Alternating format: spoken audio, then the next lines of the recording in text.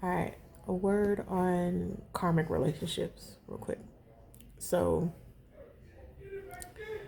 like, a part of my accountability process, like for myself, is like breaking my ego when it comes to identifying the karmic in a relationship. And so, when we talk about having a karmic relationship, like, why don't you take the perspective that you were the karmic one? Like, try that. And I say that only because if a karmic relationship is meant to teach us lessons, that means that we were an assignment for somebody else and somebody was an assignment for us, right? So if you take the perspective that you were a karmic in a karmic relationship, it helps to see that there was a lesson for you to learn and that that person served as an assignment for you, right?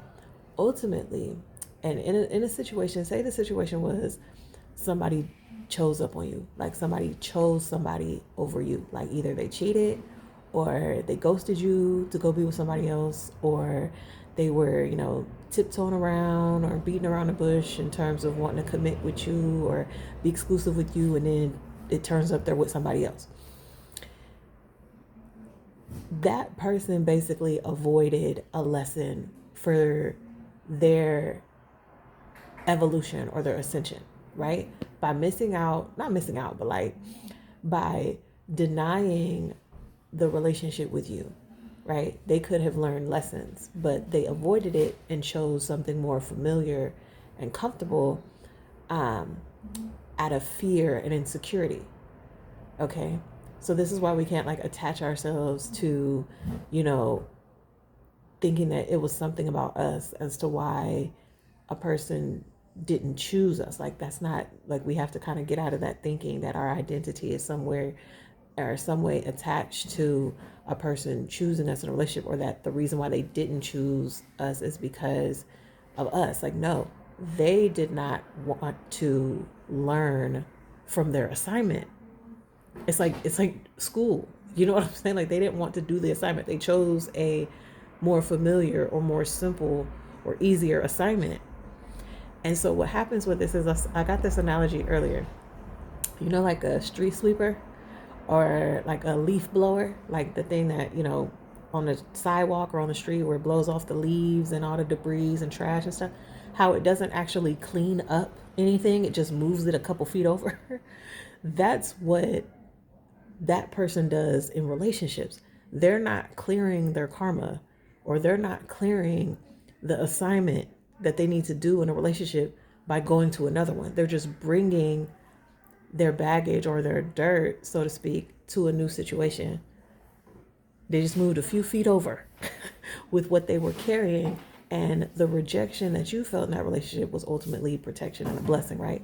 We say rejection is protection and a blessing for a reason, because that all that person was going to do was going to bring something to you that was not going to be cleared anyway, right? They did not have the capacity or the courage or the consciousness to want to take that leap or take that journey, But ultimately, like in that situation, like we talk about having a karmic relationship, right? So we usually talk about the person who was not as honest or willing or confident or whatever in taking that path together. We call that person the karmic, but really it's a karmic lesson for us too. It's a karmic lesson for the person that was on the other end of that too, that may have been more honest or more forthright and all of that stuff, right?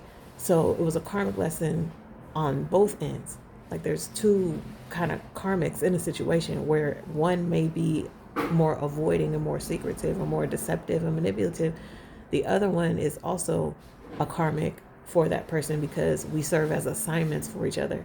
And if you avoid an assignment, all you're going to do is bring the baggage that could have been cleared in one situation to another situation. So this is why you shouldn't attach your identity or like associate a person not choosing you with something being wrong with you. That was their choice. It's never something wrong with you as to why somebody didn't choose you.